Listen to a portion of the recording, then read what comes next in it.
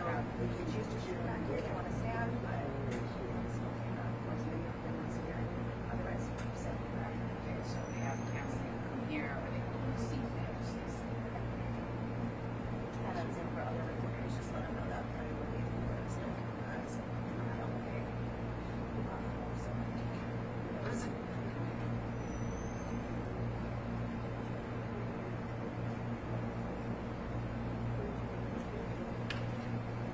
My name is Denise. Nice to meet you.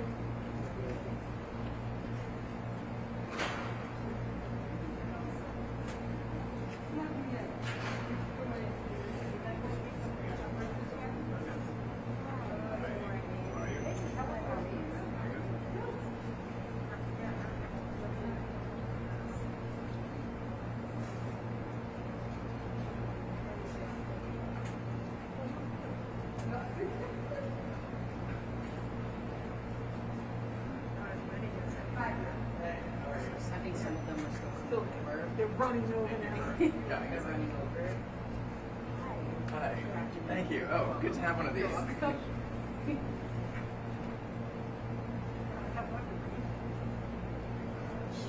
make a copy if you want to bring it back.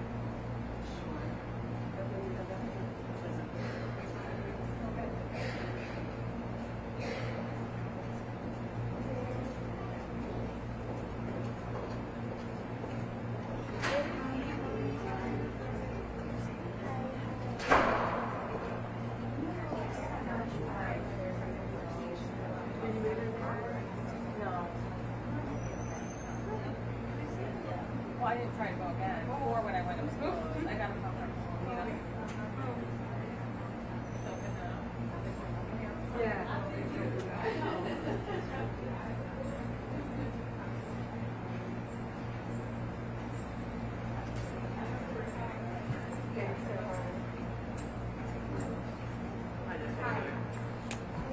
Hi, how are you? Nice to see you. Set your camera up here, or you can sit and Yeah. see me up to see you. That's fine. I'm good, I'm good. Richie, you got a mic for me?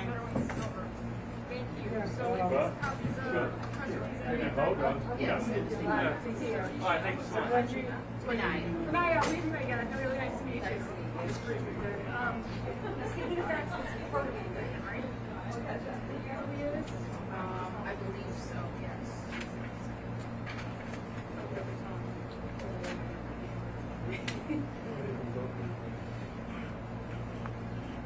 Yes, we got it. Thanks. You're welcome.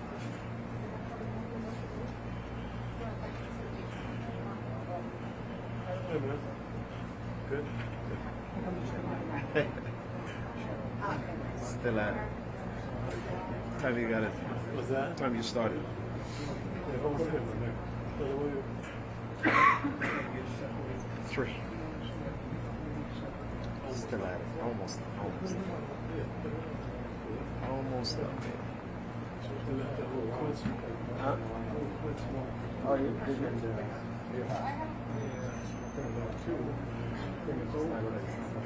What's the build-up? It's the build-up.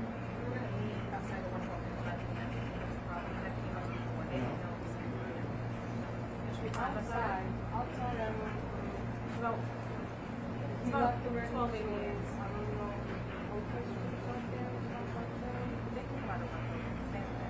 Yes, yeah. Mike was definitely take care of it.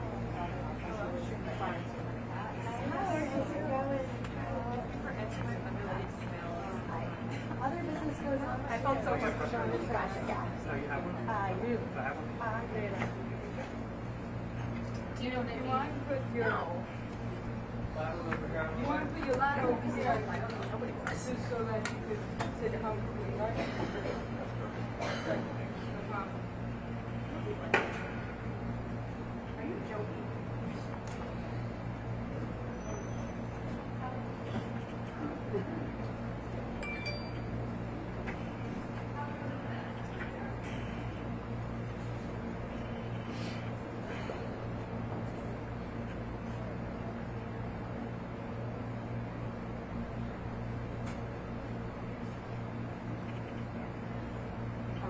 I don't use this more than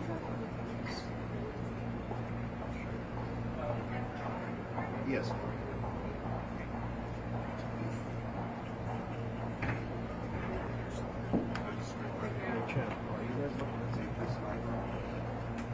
Hey, how is it down there?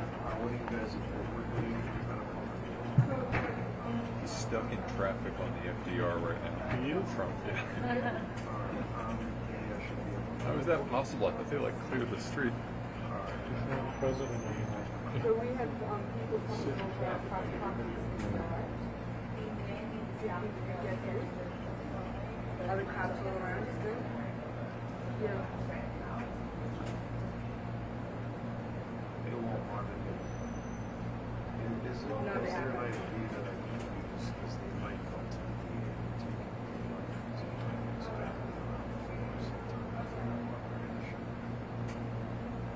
I know that's why you're right now. I'll say again. And then the bishop, still there?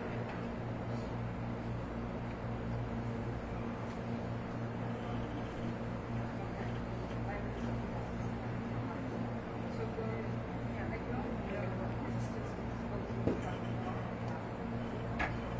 But you don't have to be here.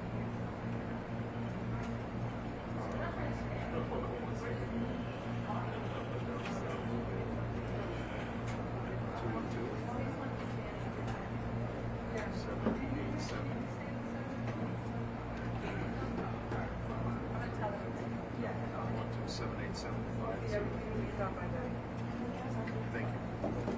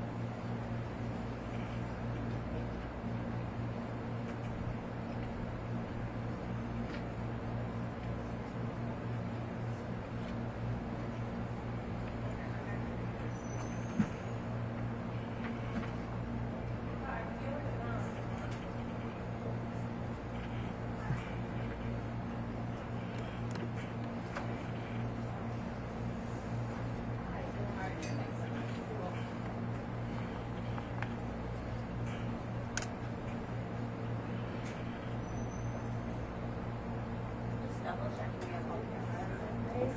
ABC. Hi. Hey, NBC. Next.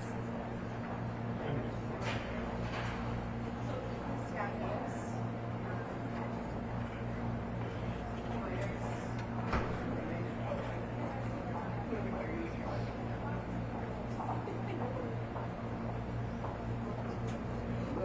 I will get together with her.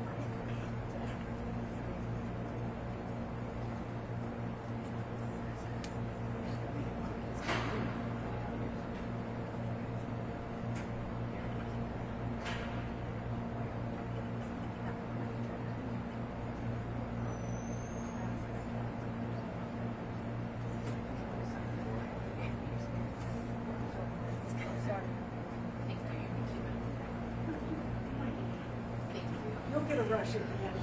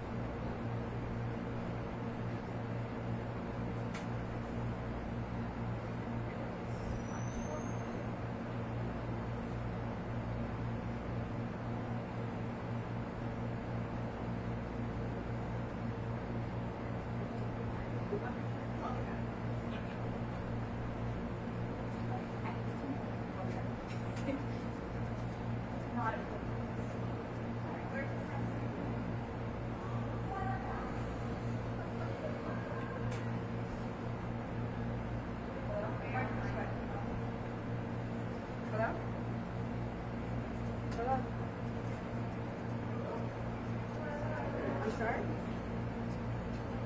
Hello? Hi, good afternoon. You're welcome. Thank you. You're welcome.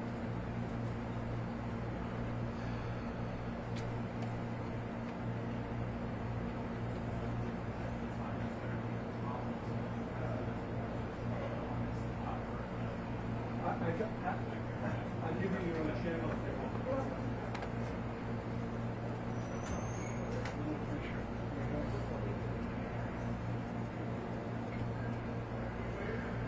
Mike, this way. Hi. How are you? Sorry about that. I'm Emily. Nice to meet you. I'm Teresa. How are you? Totally. You mind in? Just have a seat. Hi, good afternoon. You're welcome. Typically, like 10 minutes or a half hour. 15. I would have to project you. Hi, good afternoon.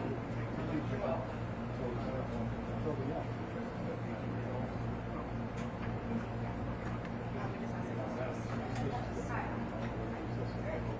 Right this way.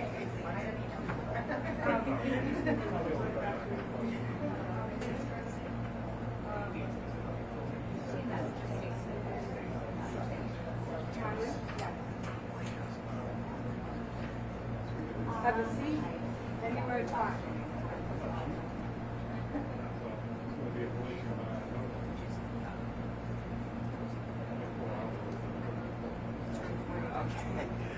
They were all my groupies. So, yeah. So, yeah. Maybe if you have questions, that's it.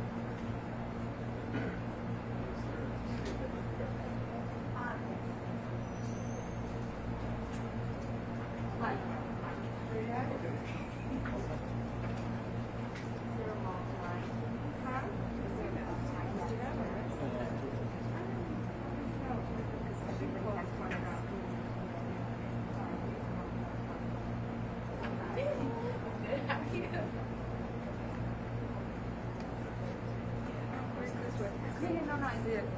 Okay.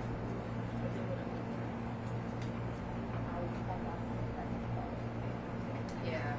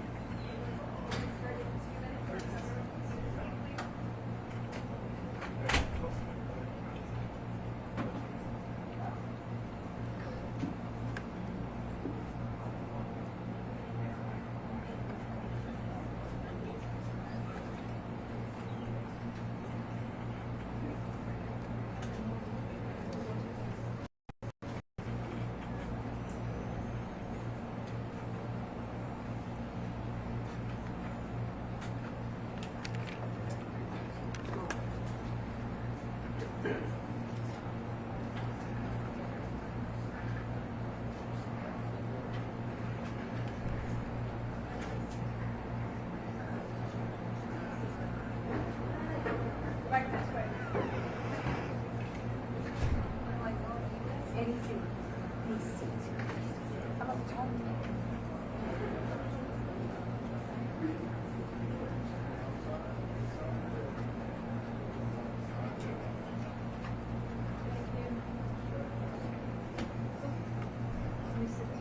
Yes, please sit. You can put your.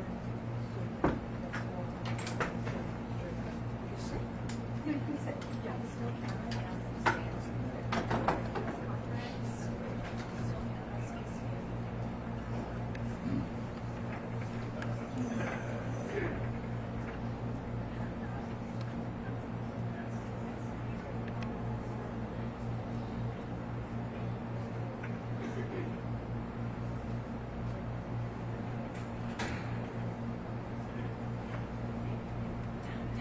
guys, Gina. Please. I need to keep this aisle clear. If you don't have a still camera and are sitting near the aisle, I ask that still camera get priority so they can shoot. I'm gonna give it to you.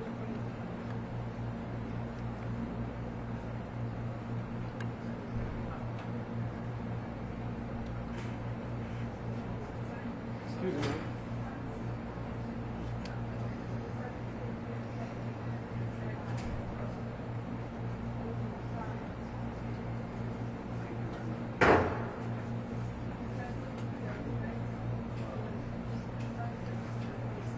Nancy, where are we? Yeah, we're not allowed in the front. We can get a chair, but we're not allowed to go front on the floor.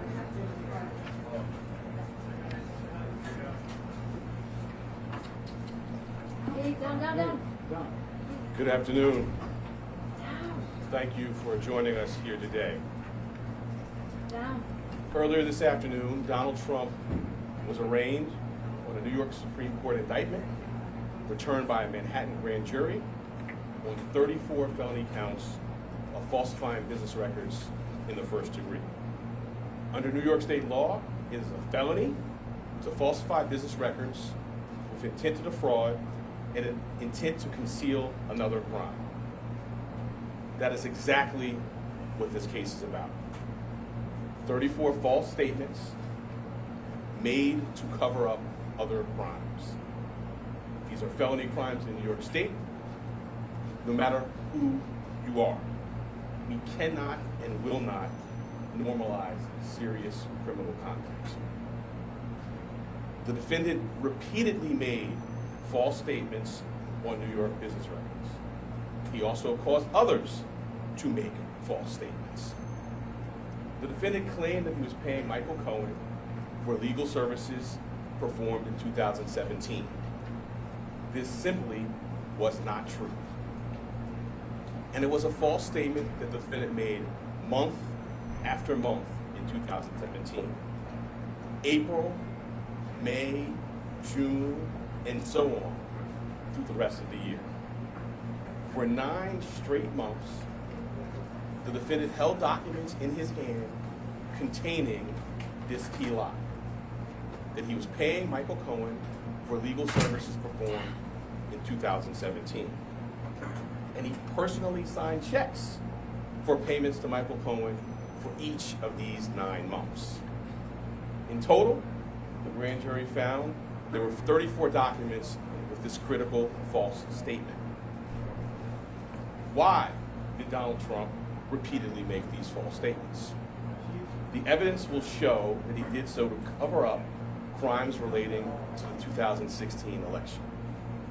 Donald Trump, executives at the publishing company American Media Incorporated, Mr. Cohen, and others agreed in 2015 to a catch and kill scheme. That is, a scheme to buy and suppress negative information to help Mr. Trump's chance of winning the election. As part of this scheme, Donald Trump and others made 3 payments to people who claimed to have negative information about Mr. Trump. To make these payments, they set up shell companies, and they made yet more false statements, including, for example, in AMI, American Media Incorporated's business records. One of the 3 people that they paid to keep quiet was a woman named Stormy Daniels. Less than 2 weeks before the presidential election, Michael Cohen wired $130,000 to Stormy Daniels' lawyer. That payment was to hide damaging information from the voting public. The participant scheme was illegal. The scheme violated New York election law, which makes it a crime to conspire to promote a candidacy by unlawful means. The $130,000 wire payment exceeded the federal campaign contribution cap, and the false statements in AMI's books violated New York law. That is why Mr. Trump made false statements about his payments to Mr. Cohen. He could not simply say that the payments were a reimbursement for Mr. Cohen's payments to Stormy Daniels. To do so, to make that true statement, would have been to admit a crime. So instead, Mr. Trump said that he was paying Mr. Cohen for fictitious legal services in 2017 to cover up actual crime committed the prior year. And in order to get Michael Cohen his money back, they planned one last false statement. In order to complete the scheme, they planned to mischaracterize the payments to Mr. Cohen as income to the New York State tax authorities. The conduct I just described, and that which was charged by the grand jury, is felony criminal conduct in New York State. True and accurate business records are important everywhere, to be sure. They are all the more important in Manhattan, the financial center of the world. That is why we have a history in the Manhattan DA's office of vigorously enforcing white-collar crime. My office, including the talented prosecutors you saw at arraignment earlier today, has charged hundreds of felony falsifying business records. This charge can be said is the bread and butter of our white-collar work. And fraud presents itself in all different forms here in Manhattan. We have charged falsifying business records for those who violated federal bank secrecy laws. We have charged falsifying business records for those who were seeking to cover up sex crimes. And we have brought this charge for those who committed tax violations. At its core, this case today is one with allegations like so many of our white-collar cases. Allegations that someone lied again and again to protect their interests and evade the laws to which we are all held accountable. as this office has done time and time again, we today uphold our solemn responsibility to ensure that everyone stands equal before the law. No amount of money and no amount of power changes that enduring American principle. I'll now take questions. Excuse me, so we're gonna take a limited number of follow-up questions, one question per reporter. I will call on you, and again, we have limited time. Thank you. The first question will be Brent. Bragg, thank you. Richie West of CNN. Why now? I mean, some argue that this is a political move. You're not going to be a political person.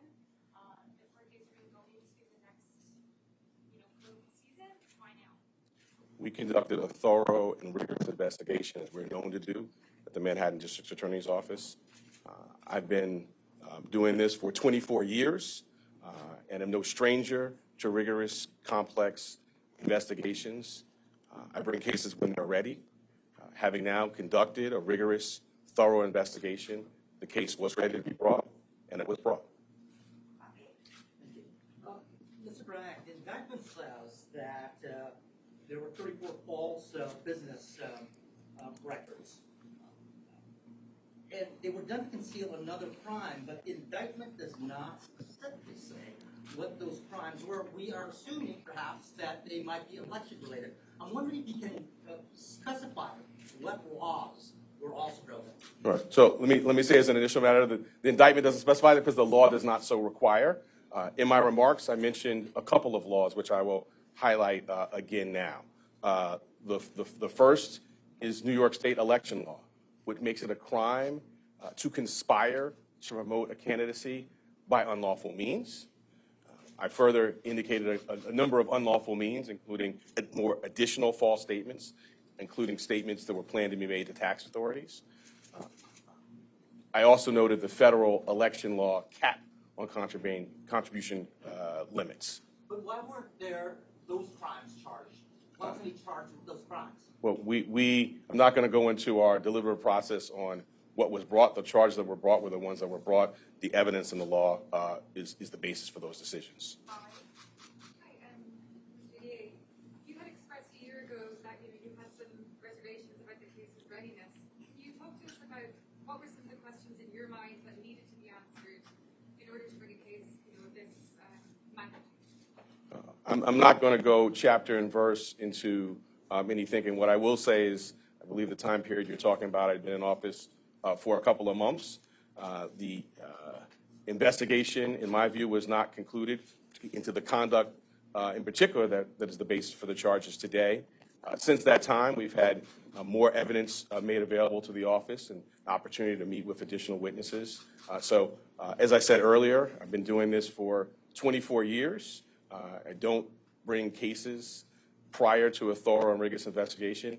Now, having done so, the case has been brought. Your predecessor took a hard look at this case and decided not to charge it.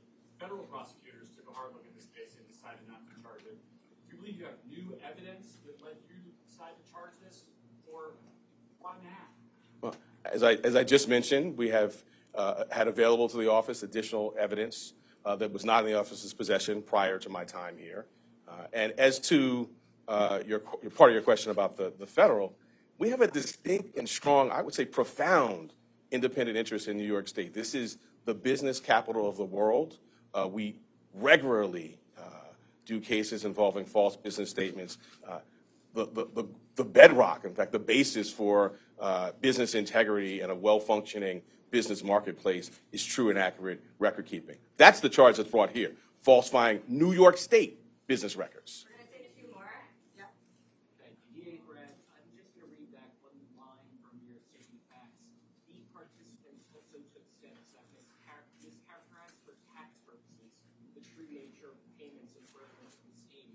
Do you allege former President Trump was one of the participants who mischaracterized the payments for tax purposes? I'm not going to go beyond the plain language statement of facts, which I think speaks for itself.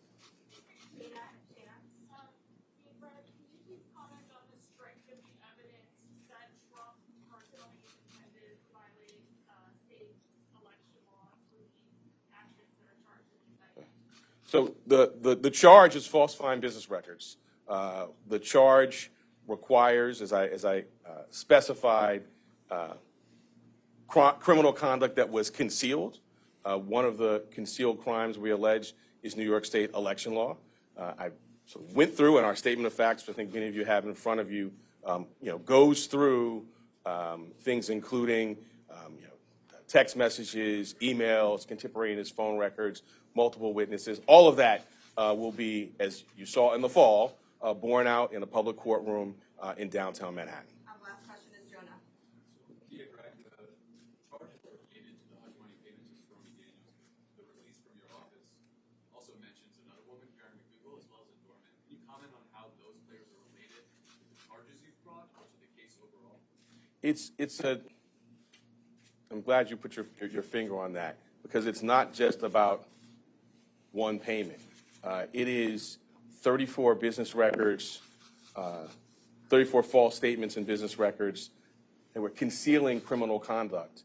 And the earlier question about New York State election law, when I talked about conspiracy to promote a candidacy by unlawful means. Those unlawful means, we allege, include the conduct set forth in the statement of facts, which is additional false statements, separate and apart from the charged ones in AMI documents, planned false statements to taxing authorities. It is not just that one $130,000 wire payment. Thanks so much. Any comment about any incitement of violence by former president? At what point do you think that that word